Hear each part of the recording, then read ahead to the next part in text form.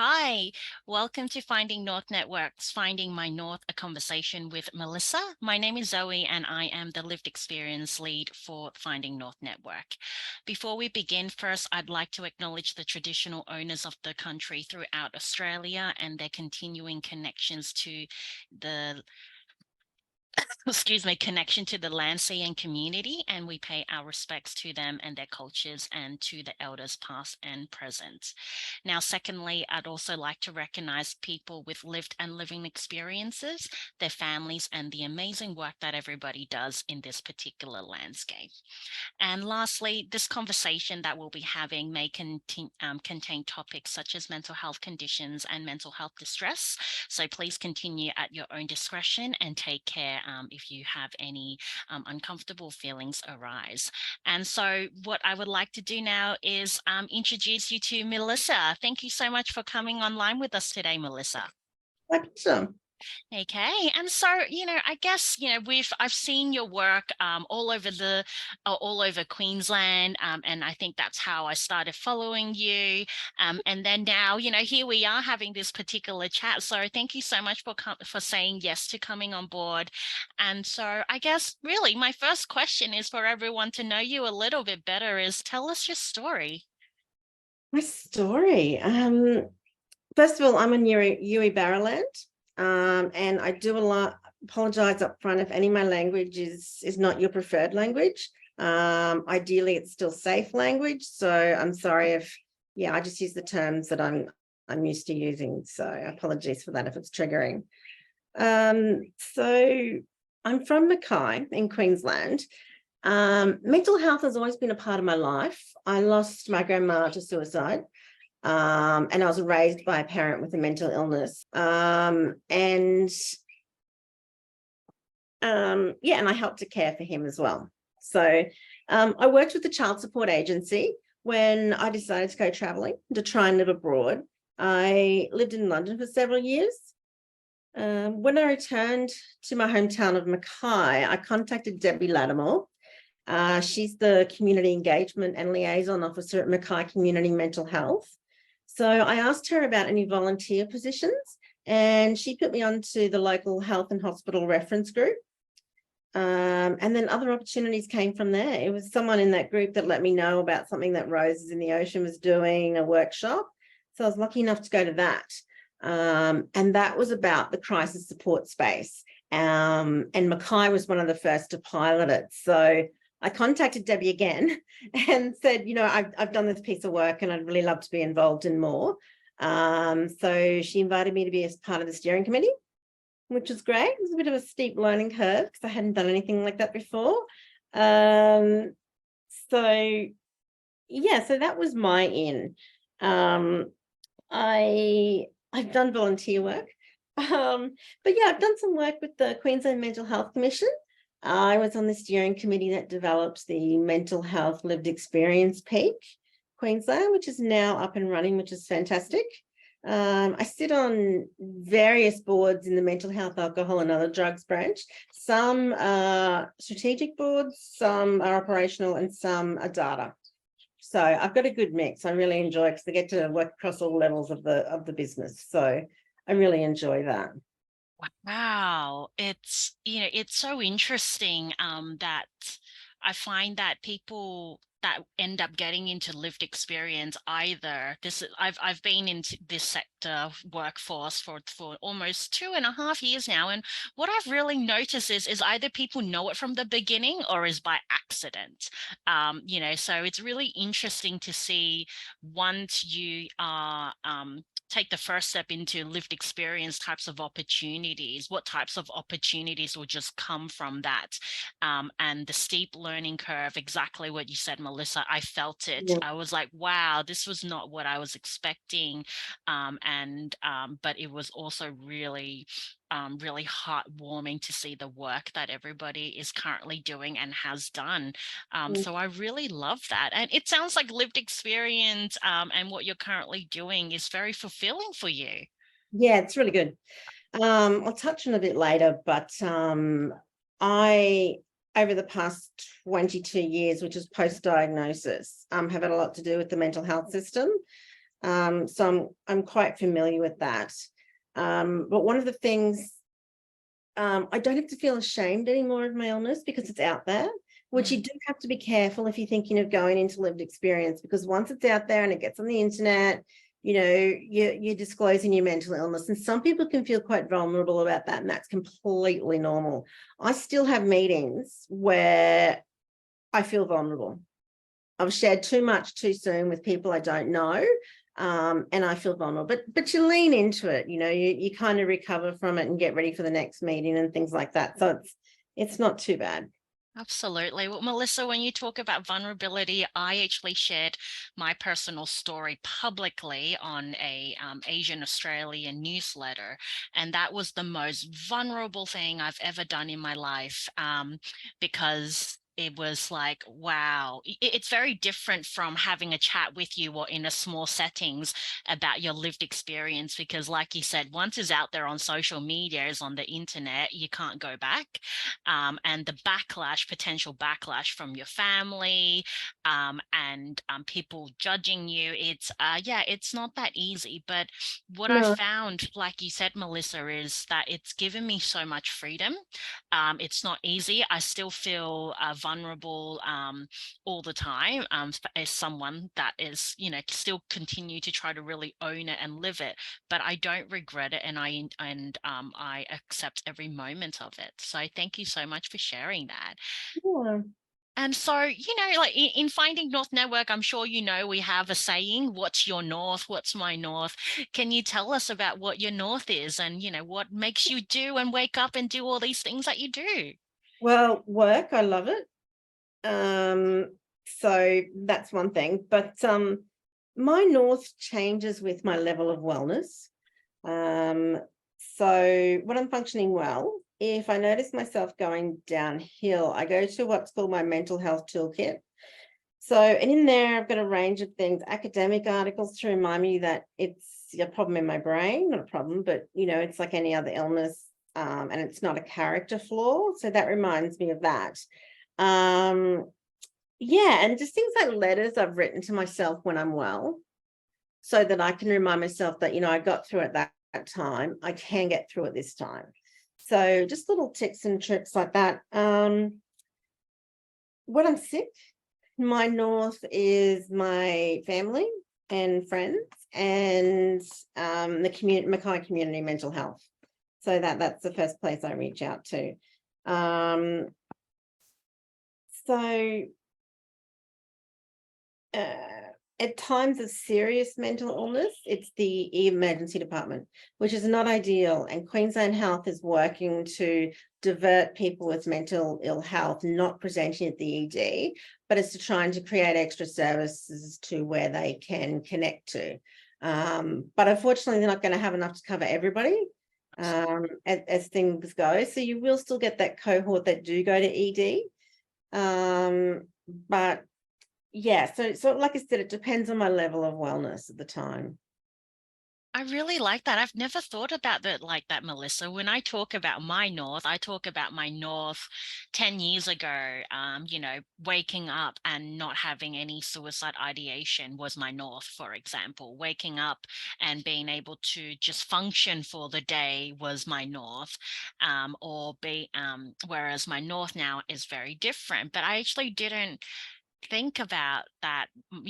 Right now my mental health is, okay and all, but sometimes it does slope down. But I didn't think about having different norths that depending on the level of my perceived wellness. So that's a really, really good thing. Thank you for the tip. I'm going to look at it today. That's why I love having these conversations, because you just learn so much, and from everyone else. Thanks. Yeah, that's awesome. So how did you find out about lived experience as a profession? Well, when I joined the Queensland Mental Health Steering Committee that established the peak, we our main recruitment focus was people with a lived experience, and all of us in the room had a lived experience. That wasn't the only qualifying factor. You also had to have, relevant work background and things like that. So it wasn't just yeah, you've got lived experience, come on in, here's your free pass. There was still a huge amount of work involved, a huge amount of back work involved. Um, so that's when I thought that it could be a career. But, you know, as I think about it more, I think the more pertinent question would be, when will the system recognise lived experience as a profession? Because peer workers have only been supported over the last several years, so it's relatively new. So peer workers are an employee, they get paid superannuation, they get a leave entitlements, they get all of that stuff. Now, it should be the same for standalone advocates, really. But as a standalone advocate, I'm not recognised as an employee. I don't get superannuation, I don't get taxed. Depending on your financial setup, you're the one that has to take full responsibility for, you know, reporting to Centrelink and reporting to the taxation office. And these things can be quite overwhelming. You know, there's a ton of paperwork. You can't get through to anyone on the phone. And, you know, so there's little things like that that I don't think the system recognizes lived experience as a profession when you look at it from that point of view. Absolutely. So what else did I have? Yeah, we also have to supply all of our own IT. So all of the electronic devices we need, plus the internet and everything like that, there we get no financial support for that. So that's a cost, and not everybody can afford it. You know, a laptop's expensive. I had to save up for mine.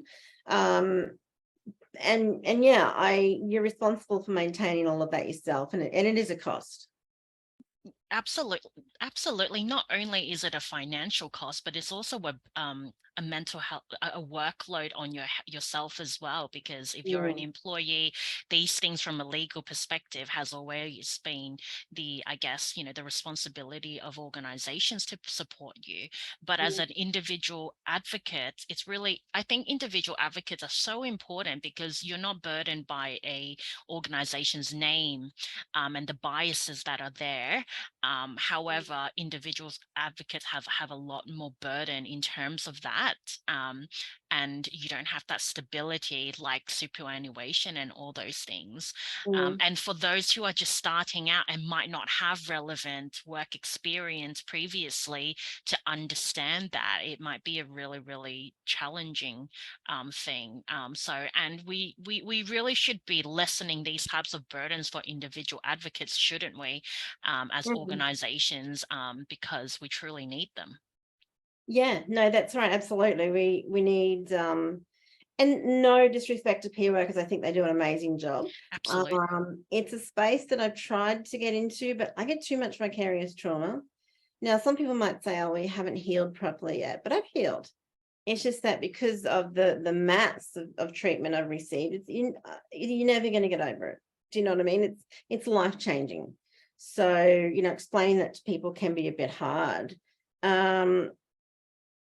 So yeah, it's very difficult. Yeah. Melissa, that's exactly what I've been going through in terms of my thoughts. I've always thought about why didn't I become a peer worker? As someone who is, I hate the word to use, highly sensitive, because I don't think sensitive is the right word to use, but in this context, someone quite like me who's quite empathic, quite highly sensitive in terms of receiving others people's emotions and things like that. I am an amazing peer worker, and I am amazing in that sense, but it's not healthy for me. And some people have said the same thing. It's because you haven't healed properly. And I just want to say that is not true. I have healed what I've need to heal. And I work on myself consistently. However, that is not a space that I can work in. It doesn't mean that I'm not healed. So I'm so glad to hear that you said that, because it really bothers me when people say that, and because I want to continue in the lived experience space. However, there really isn't much in terms of career progression, because aside from being peer workers, the lived experience workforce is only beginning. So there's really not much high level or senior leadership lived experience roles that you can do at the moment. So it's a challenging space to be in. Yeah, no, it is. It's really challenging. So yeah. You know, but you know, we do what we do because it truly means something to us. It gives us you know, work satisfaction, and it's according to, you know, the lives that we want to live as genuine amazing human beings. So, you know, I think that's why we continue. And, you know, good on all of us, peer workers, lived experience advocates, anyone really who's walking this path, and have supported us, and our allies as well. Mm.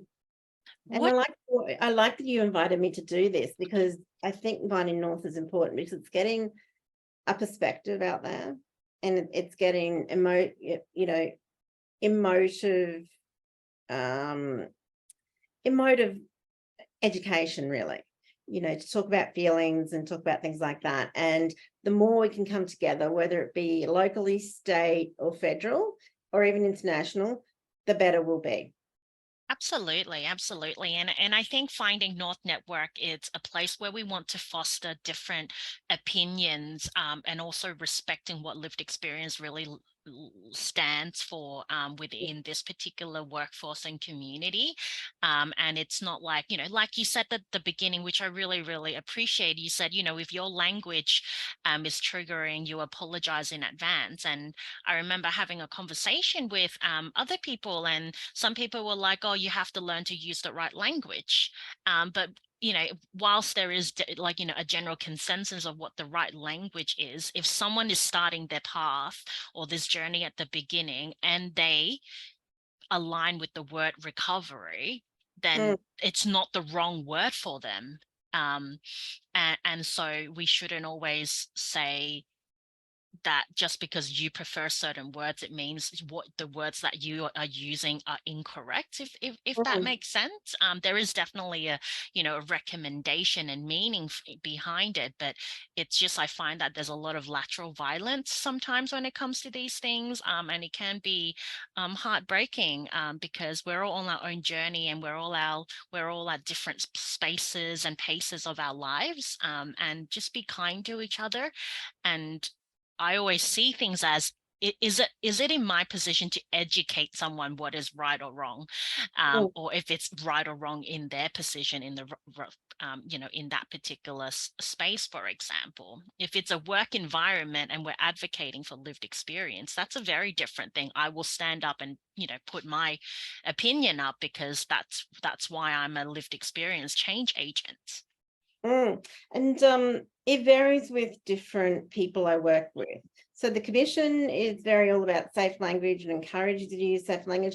Queensland Health, mental health, alcohol, and other drugs branch, government is sometimes so entrenched in what they do, that they have their language, and they will consistently use their language. No matter how much I try to suggest to them to use safe language, there are some battles that are very difficult to win. And that's one of them when it comes to government, tends to be very rigid and whatnot. So they use the word consumer a lot, which it's kind of a bit touchy, but like I said, they're quite rigid in changing their minds about language. So Of yeah, that's course. interesting. Yeah. So what does lived experience leadership mean to you? Um, well, like I said, I no longer have to be ashamed of myself. Speaking up about my mental illness has been, it's been liberating. I can take what I've learned from my difficult experiences and turn them into something positive, and that's empowering. I've had a lot of treatment in the mental health sector since my diagnosis 23 years ago. Some good, some bad. And for me, it's about working to improve system outcome for others, because the bad experiences I had very much set me back in my recovery journey. And I don't, I want to see that eliminated. So I guess I see myself as a bit of a conduit between, where there are presently great misunderstandings across groups. And this includes work at a leadership level in the boardroom, work done on the front line by peer workers, work done to connect and involve consumers and service design and delivery and so on. And I liken it to making a patchwork quilt. So, each service has its own distinct pattern and whatnot. And I see lived experience leadership as the thread that kind of has the potential to bring all those things together. So yeah, that's what it means to me, and that's what I aim for in my leadership roles. That's such a beautiful example, and it's so Yeah. visual as well. I love that. Yeah. Um, one of the topics we wanted to talk about, in particular, Melissa, was restrictive practice. Can you tell us a little bit about what that is? Yeah, absolutely. It can vary from state to state because of the different legislations. So Hmm. I'll speak for the Queensland Mental Health Act 2016. Yep. So it's defined in the Act as practices like seclusion, treatment under a treatment authority, both with the Mental Health Review Tribunal, to both the hospital and community, physical restraint, and locked psychiatric wards. Now, that even sounds horrible in a sentence. So I can Yeah. imagine being applied. It's just a big bowl of wrong. And chemical restraint is clearly stated in the legislation that it's illegal. But myself and other advocates I know do consider over medication of patients to alter their behavior, chemical restraint.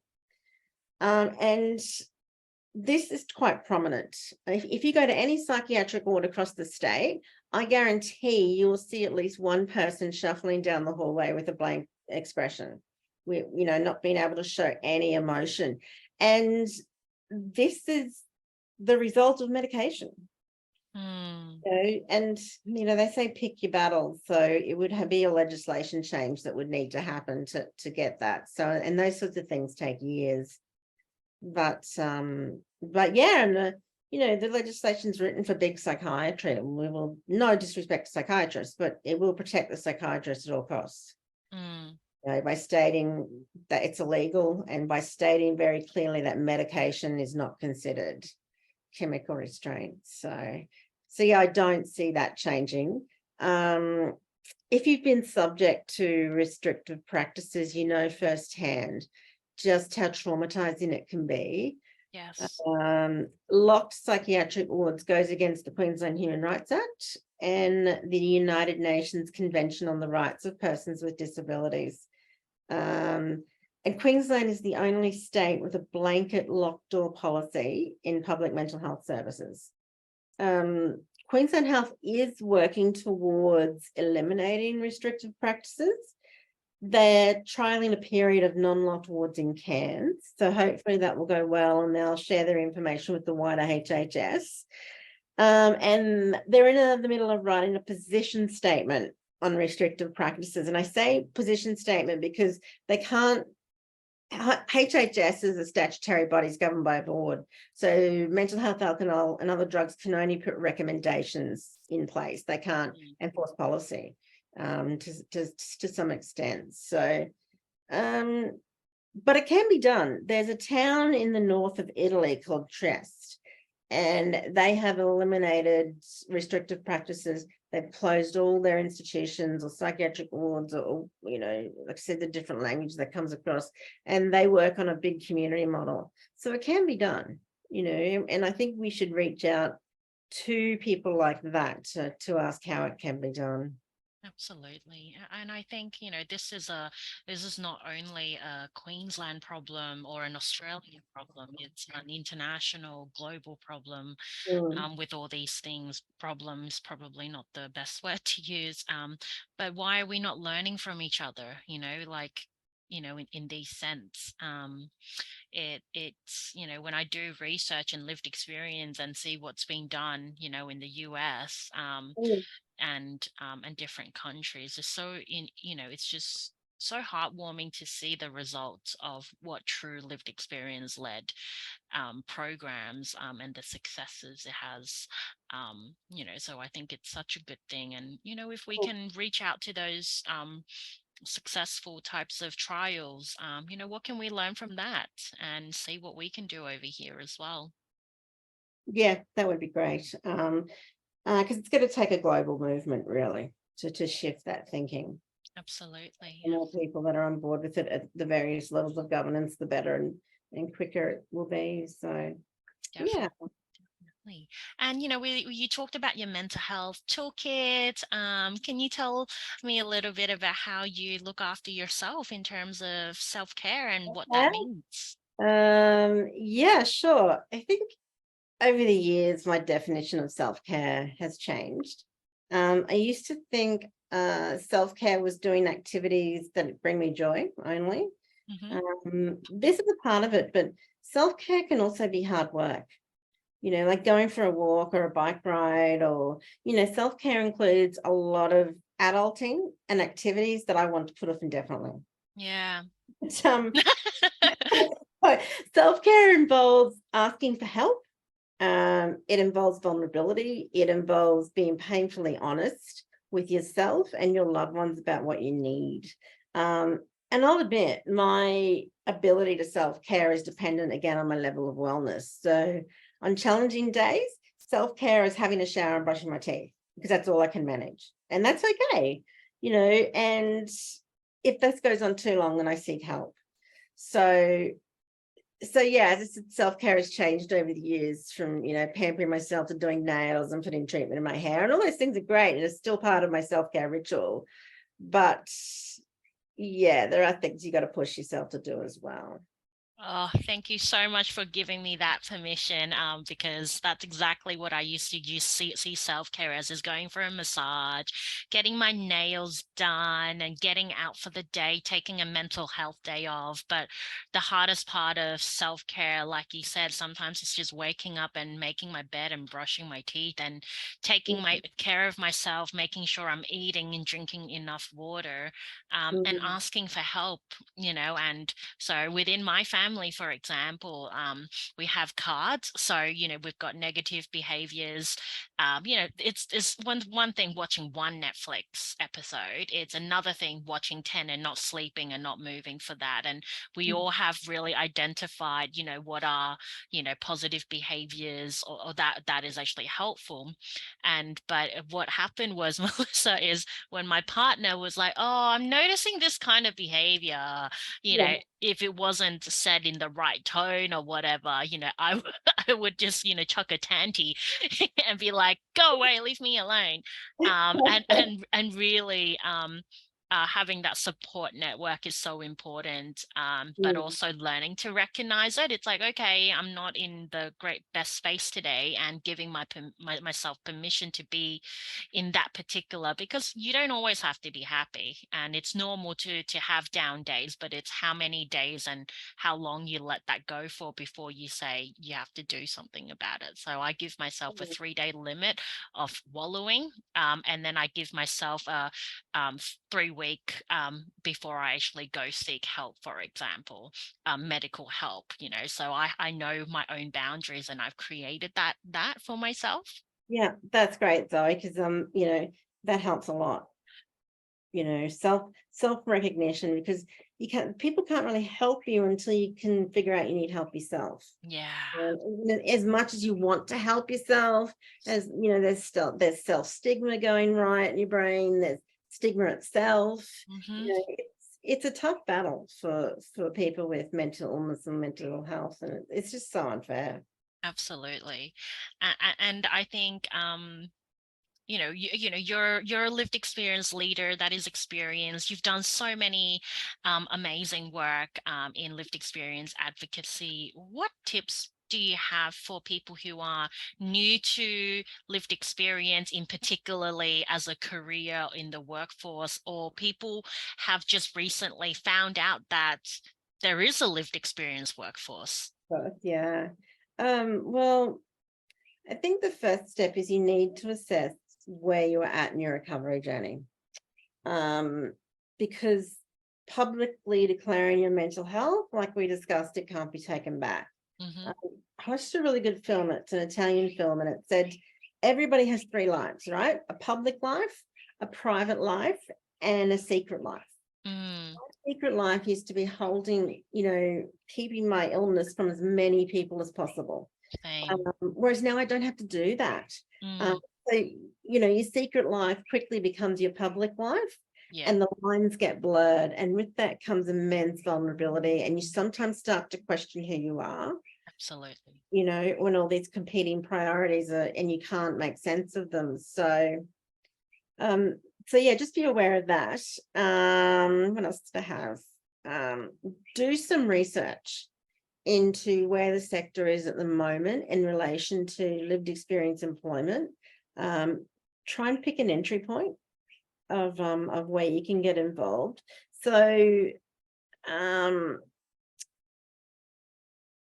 yeah, so this can influence the direction your career takes, basically. So for me, it was contacting community mental health in Mackay. For other people, it might be applying for a peer worker job, and try and get an entry into the system that way. So to see if you can identify, an entry point and work proactively. Don't be afraid to reach out to people in a professional manner, of course. Because what's the worst that can happen? They don't reply to you, and so what? You don't know them anyway. So if they choose not to reply, and that's not a problem. So at least you've tried to make that connection. I know the Queensland Mental Health Commission has on their website a blueprint for a lived experience workforce, and it talks about the different types of advocates there are, and so that's a good document to understand where the sector's at. It was a couple of years old now, but where the sector is at and where it's going in terms of lived experience involvement. But then I guess you have lived experience leadership, and that can be part of working in lived experience, but it's also very different. So don't worry if you don't have experience in the sector. I didn't. And, sure, chances are you've worked a job where you've learned a lot from it. Like for me, hospitality is the most underrated and underpaid industry there is. Yep. You learn so much. You're on your feet 10-hour shift because somebody didn't turn up for work, and your legs are aching, but you're still standing there smiling and taking drink orders. And so that teaches resilience. And you get to observe people from all walks of life, and that builds your emotional intelligence. And all of these qualities are leadership qualities. So don't be too hard on yourself. Draw on what you've already done and what you've learned from that, and put that forward in your expression of interest. Say, I learned this in this job, and that translates to a leadership quality. So don't stress too much if you don't have any sector experience. A lot of what you need to know about the government can be found on the internet. They have to be transparent about their work. So don't get too caught up in work politics once you are involved. As advocates, it's our role to ask hard questions. And it's like any other sector or job or industry. Not everybody's going to like what you have to say. And that's no different in the mental health space. So don't let that deter you. What else?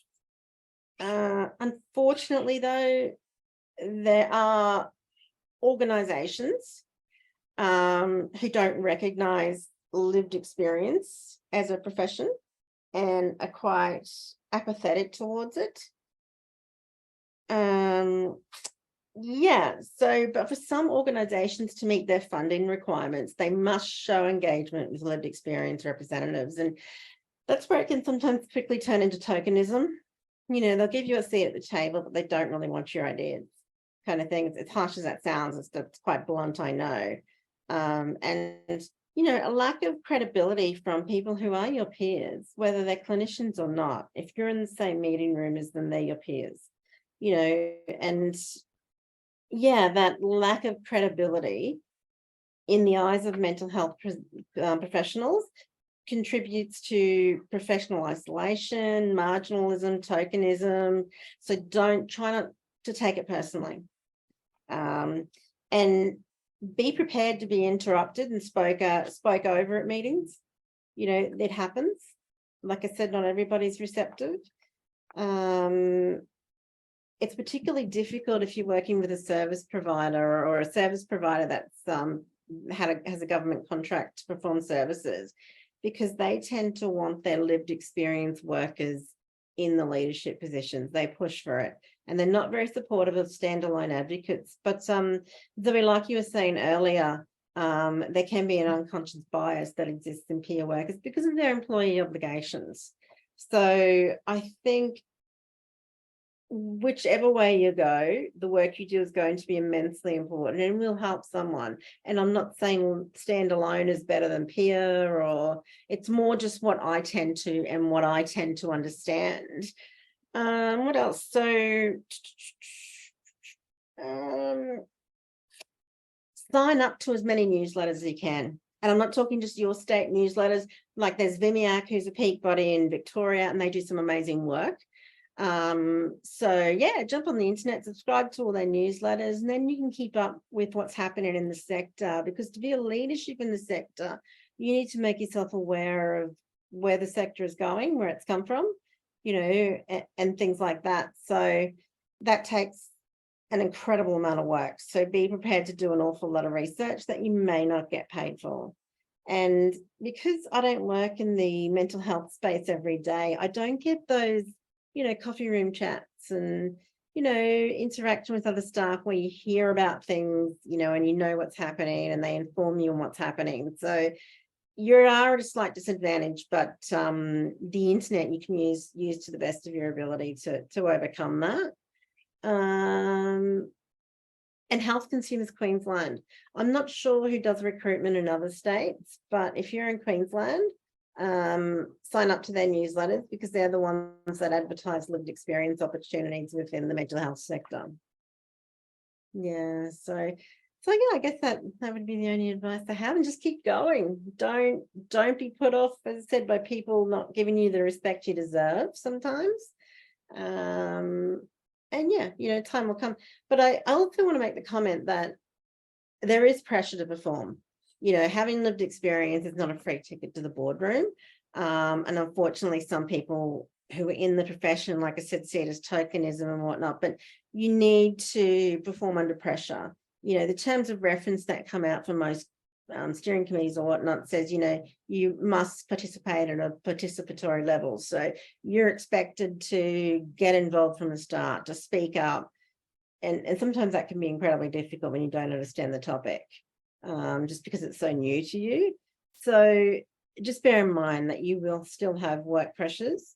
So you need to be aware of where you're at in your wellness, and don't let it get you down. Thank you so much for that. And I'd also add that Finding North Network does a lot of research on what types of opportunities there are in terms of lived experience.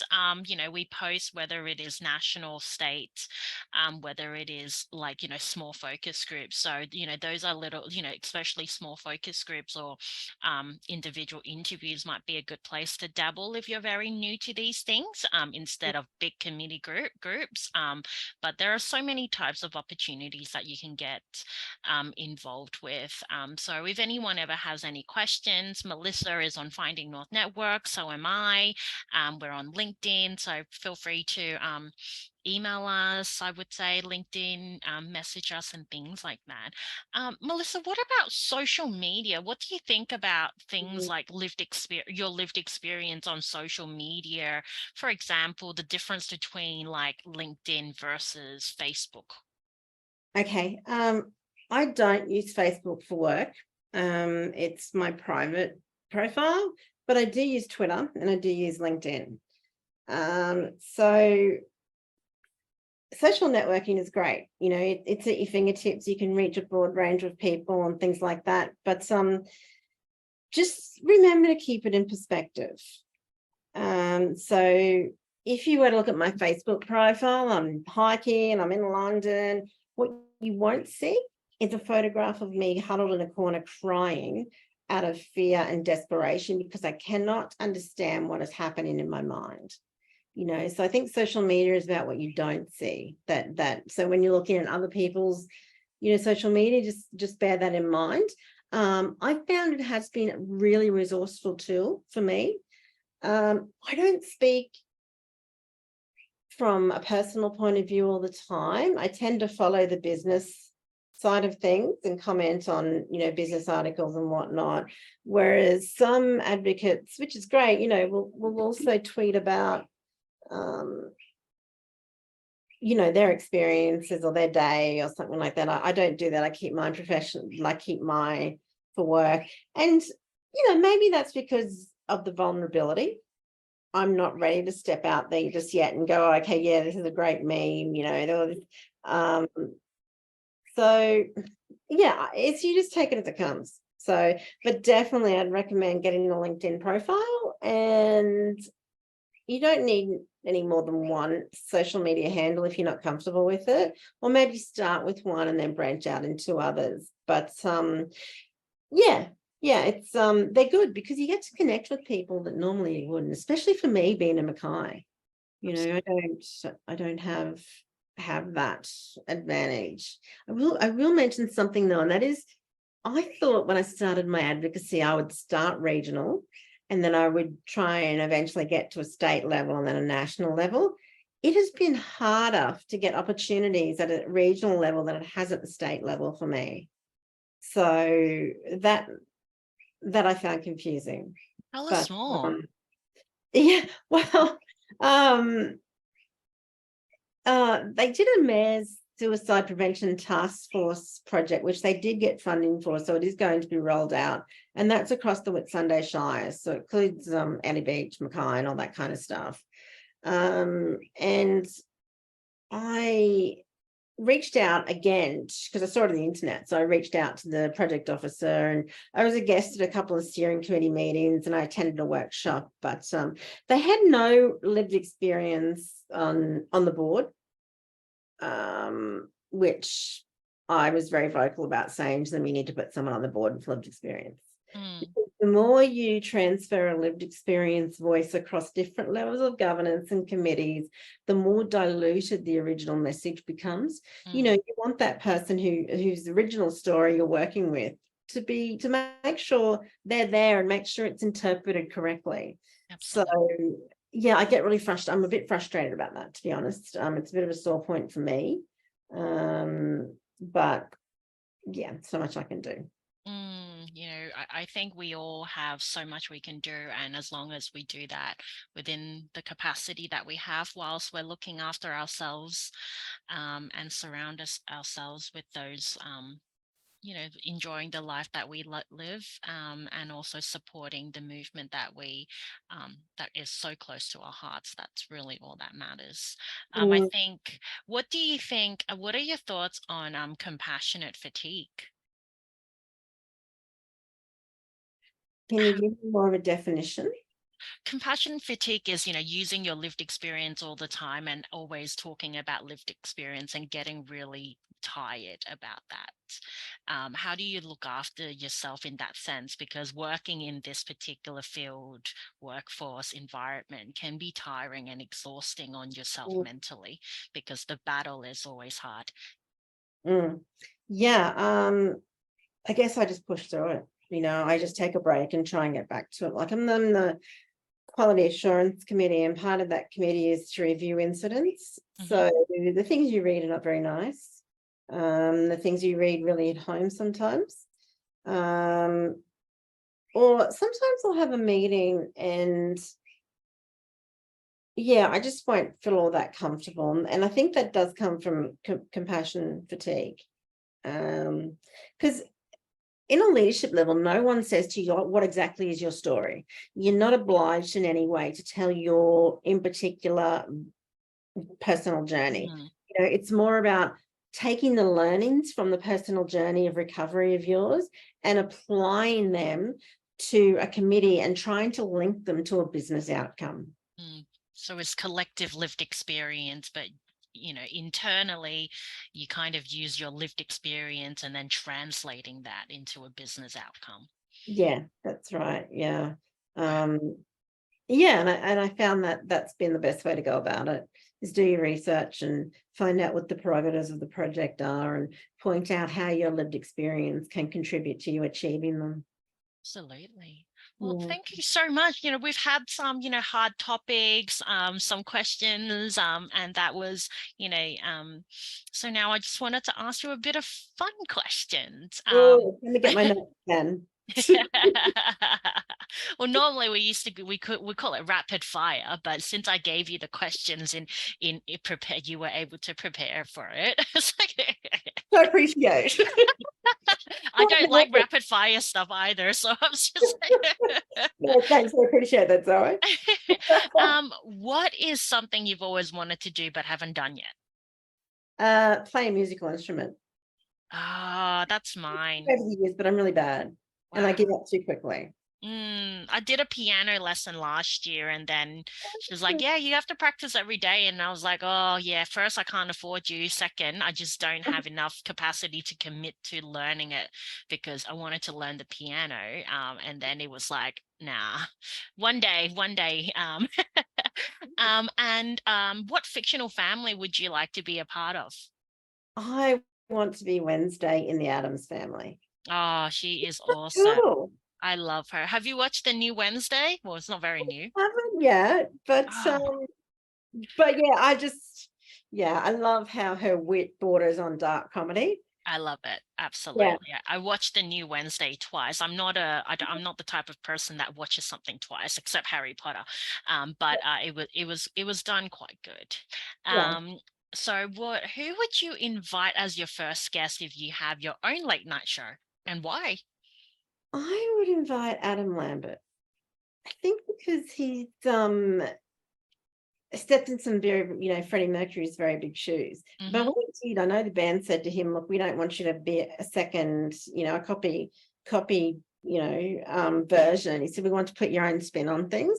And he has done that, and that's an amazing achievement for a band with such notoriety and such notoriety in its original members. So, and I just love the way every time he's in public, he looks immaculate. Oh, I wish I can do that. That's what I want to talk to you about. How to maintain that confidence to be so amazing and immaculate all the time, because I struggle with self-stigma and, and we all do it at some stage. But Mm. so, yeah, I want to ask him what makes him so damn confident because I want some of that. Yes, I love it. I love seeing these really amazing, confident people.